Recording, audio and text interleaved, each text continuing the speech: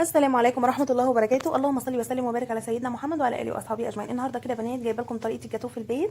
ان شاء الله ممكن يعني تعتمدي الوصفه دي وتعملي احلى مشروع، وهقول لك كمان المكسب فيه قد ايه وهيكلفنا قد ايه بالظبط بالورقه كده والقلم، وهعمله معاكم عملي ان شاء الله. كمان يعني الوصفه دي باذن الله هتعجبك جدا، وهنعملها بالدقيق العادي. بس لو لسه اول مره تشوفي قناتي في الفيديوهات ان شاء الله تستفادي كتير. وفعلي الجرس كده واضغطي كلمه على زر الاشتراك اسفل الفيديو، وفعلي الجرس عشان يوصلك كل جديد. سموا الله يا بنات وصلوا على الرسول. هنبدا بسم الله. معايا هنا في اول حاجه هنعمل صاج 30 في 40. هنعمل يطلع لنا دستة جاتوه 12 قطعه يا بنات، وقطعه كبيره ما شاء الله، وهيعجبك جدا. كله حصري على القناه باذن الله. معايا اول حاجه 5 بيضات. خلاص 5 بيضات يعني يستحسن ان هم يبقوا طالعين من الثلاجه. خلاص وهنحط عليهم يعني ذره فانيليا، معلقه صغيره كده فانيليا او نص معلقه كمان. ومعايا معلقه كبيره من محسن جل. انا يا بنات بستخدم محسن جل بونو جميل قوي، معلقه كده كبيره منه. خلاص وهتحطي عليهم نص كوبايه من السكر. وهنضرب المكونات بتاعتنا دي لازما يا بنات مضرب كهرباء.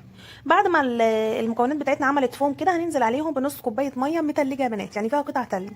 خلاص ممكن متلجه او تكون ميه ساقعه يعني، بس هي يستحسن لكن مش من الحنفيه، علشان الميه الساقعه يا بنات بتدي يعني للسبونج بتاعنا كده هشاشان جميل قوي. وهنفضل نضرب كده الخليط بتاعنا لحد ما يتماسك ويبقى عامل زي كريم شانتيه. في الوقت ده يا بنات انا ناخله هنا كوبايتين دقيق، وهحط عليهم باكيت كيك شيف. خلاص وممكن بيكنج باودر، بس البيكنج باودر يعني بيغمق السبونج بتاعنا، لكن احنا عايزين الجاتو بتاعنا يبقى زي المحلات بالظبط، نستخدم كيس كيك شيف. دخلنا كده يا بنات المقادير بتاعتنا. هنزل بقى معلقه كده من الدقيق، واقلب بالراحه علشان الهواء ما يطلعش مننا من الخليط. خلاص انا بقلب بالراحه، بس انا مسرعه الفيديو، فانتوا قلبوا بالراحه علشان الخليط بتاعنا ما يفرغش الهواء. خلاص هننزل كده بشويه شويه. لو عندك في الخطوه دي عجان انزلي بالمقدار كله واضربي ضربه، بس انا بصراحه بخاف على المضرب الكهربي بتاعي، فبنزل كده بالدقيق كل يعني ايه شويه شويه اهو. بصوا المقدار ده يا بنات هعيدهولكم تاني علشان اللي مركزش شويه. 5 بيضات على شويه فانيليا ونص كوبايه سكر يتضربوا كويس جدا لما يعملوا فوم كده زي كريم شانتيه، وننزل عليهم بنص كوبايه من السكر. خلاص وننزل عليهم قصدي بنص كوبايه من الميه المتلجه.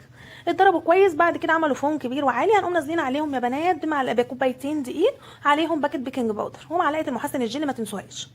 معايا الصاج ده يا بنات 30 في 40. هنفرشه من تحت ورق زبده او ورق حواوشي او ورق قراريس على حسب الحاجه اللي عندك بينفع يعني. هنفرد الخليط بتاعنا ويدخل الفرن يا بنات على درجه حراره 200 في الرف الاوسط. بياخد بالظبط 7 دقائق في الفرن، ما بيغيبش خالص. وبالدقيق العادي. الطريقه دي جميله جدا ان شاء الله تعجبكم. في الوقت ده انا حطيت على وشه ورق حواوشي او ورق قراريس، لان انا كان بصراحه الورق الحواوشي اللي عندي خلصان. حطيت كده ورق قراريس بحيث ان الوش بتاعنا يطلع في الورق من غير ما نتعب ولا حاجه. وقلبت كده. هقسم يا بنات الصاج 30 في 40 عندي يعني ايه على نصين كده، هقيسه بالمسطره ويعني ايه ان هو يبقى طبقتين. في الوقت ده هسيب الاسبونج بتاعي يبرد. لازم تسيبي الاسبونج بتاعك مش اقل من 3 ساعات علشان يبرد تماما وتشتغلي فيه. هعمل هنا بنات الكريم شانتيه. بياخد بالظبط مني دسته الجاتوه بتاخد كوبايه كريم شانتيه خام. حطيت اول حاجه نص كوبايه السكر على كوبايتين الميه المتلجين فيهم قطع تلج يا بنات، وهضرب الاول بحيث ان السكر يدوب، وبعد كده هنزل بكوبايه الكريم شانتيه واضربها كويس. بصوا ما شاء الله القوام بتاعها جميل جدا. هبدا بقى بعد ما قسمت كده الاسبونج بتاعي هشيل بقى الورق ده، بحيث ان الوش بتاعي اللي هو بيبقى فيه زفاره البيض يطلع في الورق. بصوا طلع في الورق وكده.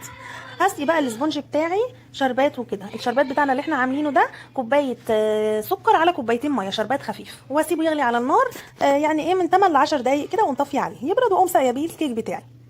هنزل بقى لو انت في الوقت ده مش متمكنه مثلا وما بتعرفيش انك تقسمي الكريمه بحيث ان خايفه يبقى فيه حته عاليه وحته واطيه، بكيس حلواني او كيس اللي هو بتاع الكريم شانتيه بتاعنا التزيين ده، وهتحطي وهتبداي بقى يعني ايه تعملي طبقه كده بالكريم شانتيه، بحيث ان الطبقات بتاعتك تبقى متساويه ما فيش حته عاليه وحته واطيه. وهحط يا بنات الطبقه الثانيه من الاسبونج بتاعنا وهسقيها برده بالشربات. الخطوه دي بتطري معانا الجاتوه خالص ما شاء الله، بيبقى جميل جدا وطري جدا كده زي بتاع المحلات.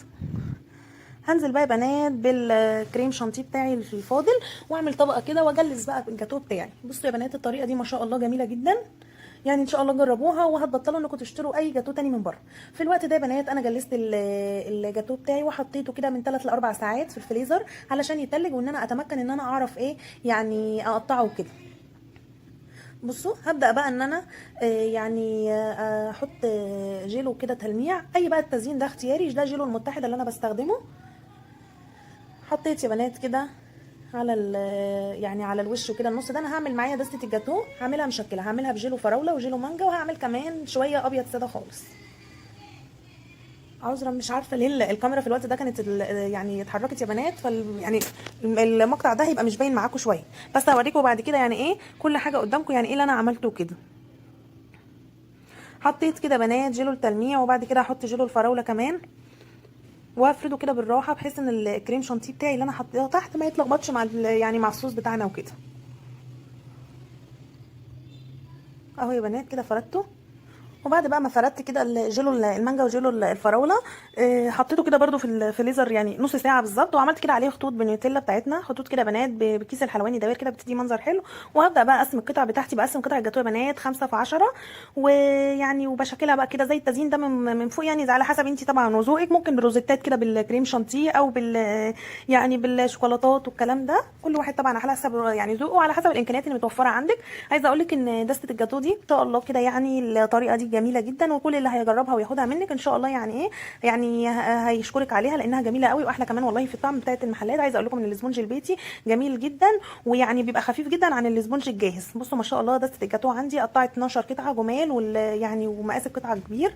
قطعت كده مثلثات يا بنات، وقطعت مستطيل يعني على حسب التقطيع اللي انت عايزاه. اهم حاجه قيسي كده يعني تبقى 5 في 10. ورب يكون الفيديو